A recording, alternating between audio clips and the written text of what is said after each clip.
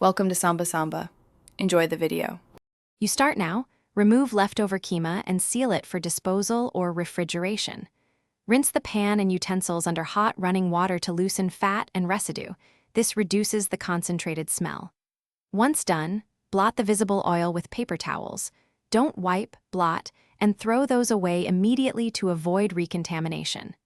Make sure to work quickly so aromas don't set into surfaces. These immediate steps cut the biggest sources of lingering odor before you move to deeper cleaning. You now tackle the stubborn smells.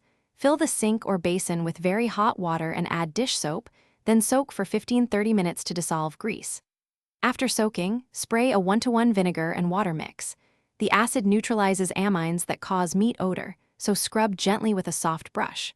For persistent spots, apply a baking soda paste. Wait 10-15 minutes, then scrub. Baking soda absorbs odor and loosens grime. Make sure to rinse everything thoroughly so no residue remains.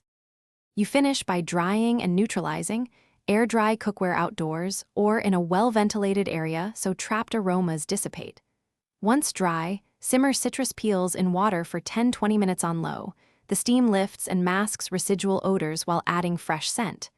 Make sure to ventilate the kitchen during this step. If, despite this, you still detect keema smell, repeat the soak or place activated charcoal or baking soda near the dried items overnight as a troubleshooting backup to absorb. Thanks for watching. Consider subscribing if we helped you.